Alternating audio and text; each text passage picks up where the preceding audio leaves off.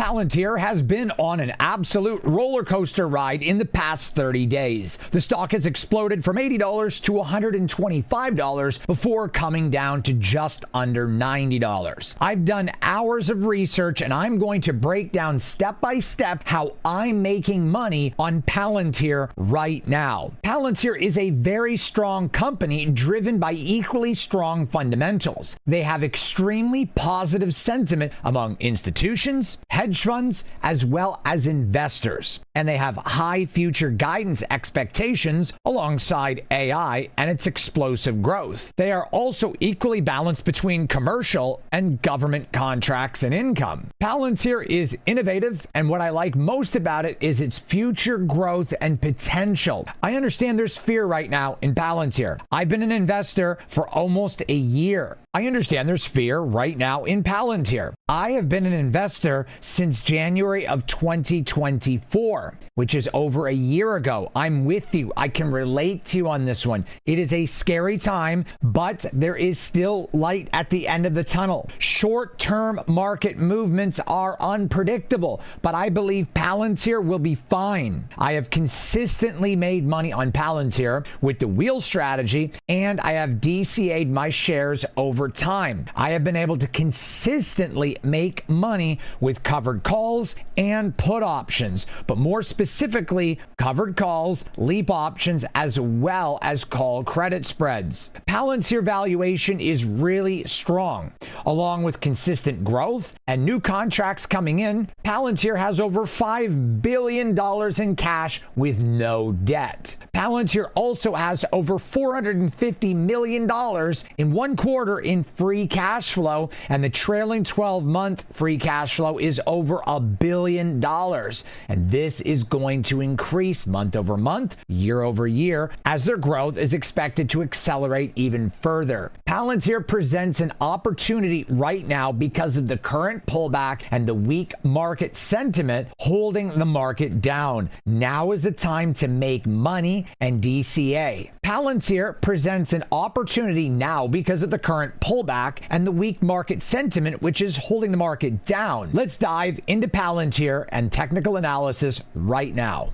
You can see that Palantir has heavily resisted at the top right here around $126. And when it started dropping, I knew that it was likely to pull back to around 106. And if it broke that mark, it was going to fall even further to $97. And if it broke that mark, we could be into the mid or even low 80s. It ended up dipping down to 85. And I called this on previous YouTube videos, as well as explained this in detail to my students in the Discord, that there is a very big support right here at $100 and another support right here at 109. If this all got broken, including this top right here, 110, 107, 100, that's it. The stock would be likely to fall through this big engulfing green candle, which it did. And usually stocks, when they pull back, more times than not, will find a lot of support at the top of the previous high before a big engulfing green candle, which would be right here at 86. And that is where the stock has dropped and consolidated on that specific line. We also see that there's bullish divergence, even though all of this bearish trend has continued, and there's now bullish divergence yet again, which means the stock is priming to run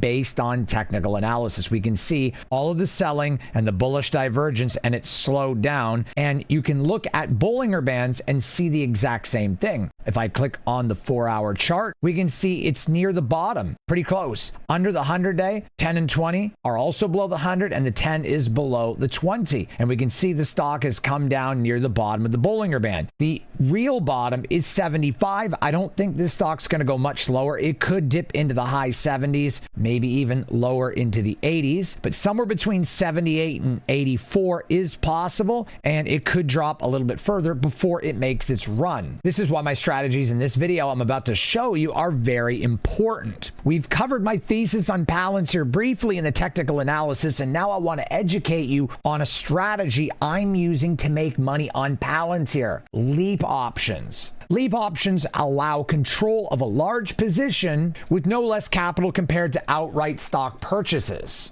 Leaps provide time for investments to play out without the pressure of short-term expiration. With leap options, the time decay is slower, giving you breathing room for the stock to move favorably. If you wanted to enter a position on Palantir right now, 100 shares would cost you almost $9,000. But if we were to get a leap option going out to, let's say, September, October, November of this year, typically a leap is 1 year, but you can set up a position in a leap option as long as it's 5 to 6 months out. That's a shorter leap. I usually use those instead of buying short-term call options. If I want to own leap options in the sense like I'm owning shares, long-term, it's 1 to 2 years or more. If I'm looking for less time than 1 to 2 years, something similar to buying call options weekly or monthly, I will go out 5 months instead of buying weekly or bi-weekly or even monthly, because going 5 or 6 months out gives me room to fix mistakes that could happen along the way due to a price drop, or maybe there's an issue with the stock and it just consolidates and I'm not making any money. It gives me more time. So we're going to pick November.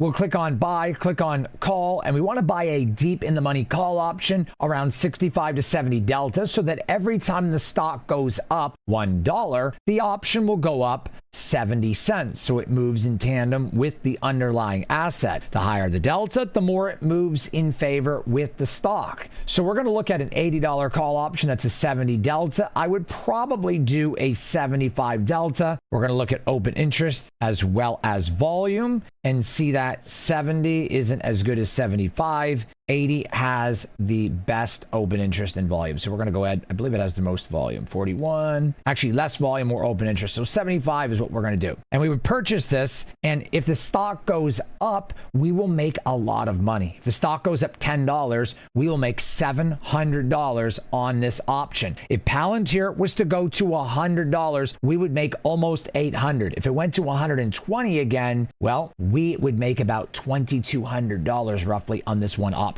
We would simply double our money. And it could happen at any time. The market could run at any time, and it's likely that Palantir is going to return to this price very soon. Now, I want to show you how to profit in 2 ways. I just showed you what a leap option is and what it could do with Palantir stock going up. But what happens if Palantir steadily goes up but doesn't rise above $100 by April? Well, I want to show you a unique strategy called a call credit spread. And I want to show you how you can benefit if Palantir goes sideways and does absolutely nothing. If by April 17th, Palantir does not go above $100 per share, this unique strategy will benefit and you will make money. This is a good strategy to put together with leaps to collect consistent passive income in your portfolio. In fact, a call credit spread is a good strategy to add to retirement income. So here's how it works. So I'm going to explain to you guys how you can set this strategy and trade up in your account on Palantir to make safe, consistent, passive income right now. If you guys want to follow my trades or simply learn how I use option strategies to create income in any market situation, I can help you make $300 to $500 a day with option trading. Simply hit the link below, investwithcorey.com, in the description to learn more. You guys can head over to the website and click on training, and you'll be able to book a call with my team and I. Also, you can check out my video yesterday, which I'll put a link right there, on call credit spreads in greater detail so that you guys can understand even further how to make safe, passive, consistent income. So if Palantir does not go above $100 by April, let me show you how much money you could be making right now on Palantir with call credit spreads. It looks to me like a safe weekly or bi-weekly credit spread would be about $97 to $98. So if we're going to go out 2 to 3 weeks, I would say that $100 shows significant resistance. It would be very hard for the stock to go up this far. But let's take a look at the options chain. So we're going to look at March 14th and then April 17th. What we're going to do is click on sell, click on call, and we're going to look at the $100 call option, which has a delta of 25. It's $186 going out 2 weeks. We will click on this, then we will click on buy, and we will buy the $110 option. This is $126 And you might be thinking, that's not a lot of money, but you're only putting up $874 collateral. When you put up $874 collateral to make $126, it's a lot more than if you just sold the actual call option itself. Because if you sell naked calls, which we really won't discuss in this video, you would need $10,000 collateral, or you'd need to own the shares to do a covered call, which right now would be $9,000 collateral. But if you run a call credit spread, you only need $874 collateral. The reason why this is a $1,000 spread is because there's a difference of $100 to $110, which is $10, $1,000 in difference between the strike prices. So here is what these strike prices mean. We are selling short the $100 call option and collecting juicy premium.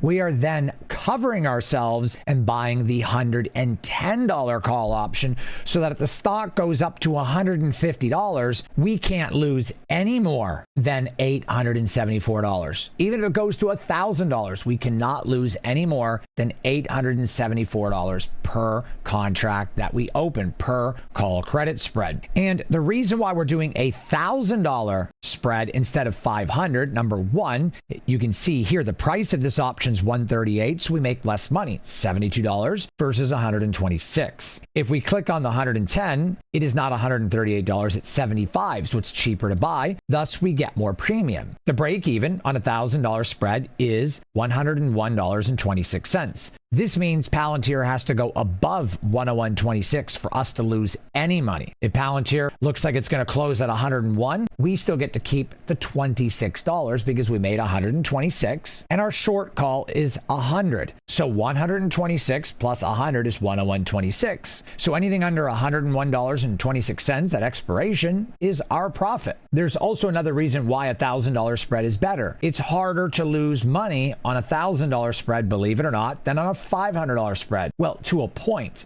because if we were to buy the $105 call option and do a $500 spread, we can see here that if the stock goes to 102.75, we'd lose $202. Now, if we go to the 110 for the $1,000 spread and we go to 102.75, we only lose $144. So we lose $68 less money. This is because of the spread itself being $1,000, us collecting more premium. That means if we get out at the same stop loss, we lose less money, which is why there's more collateral required. Now, there are three scenarios that could play out with a call credit spread. Number one, the stock stays below your $100 strike price. You get to keep the premium, and then it just expires in your account. You want to make sure to close these options, though, on Friday around 3:30 or earlier, because your brokerage most likely will force you out of them anyway. And the reason why you want to close this is because you can be assigned up until 5 p.m., which is much later than 4 p.m., and you can't close or open options after 4 p.m. Not a good idea. You definitely want to buy to close at a profit, whether it be 50%, 75%, or 99%. Just buy to close this spread before 3:30 on expiration. The second possibility for this call credit spread is the stock goes up to like 130. It goes parabolic. Well, then you would lose $874.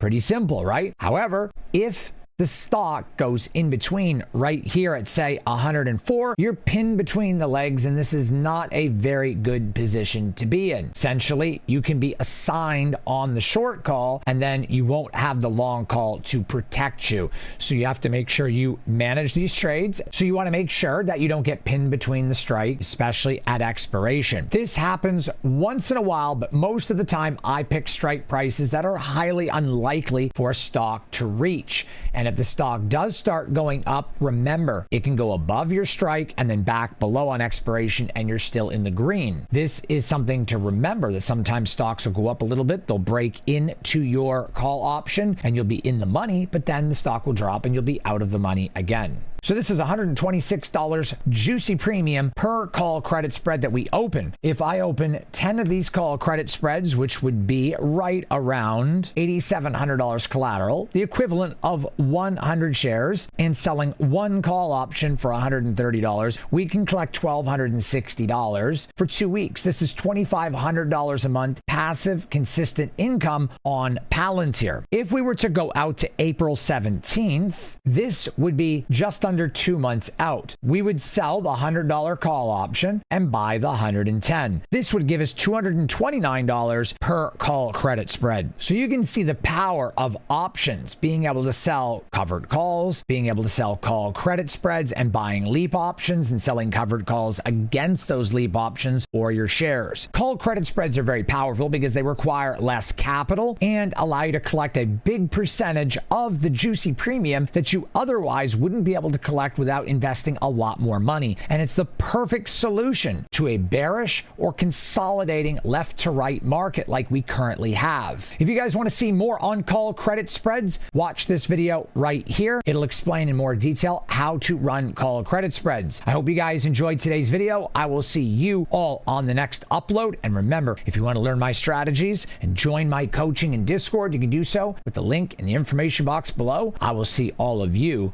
on the next upload. Take care, fam.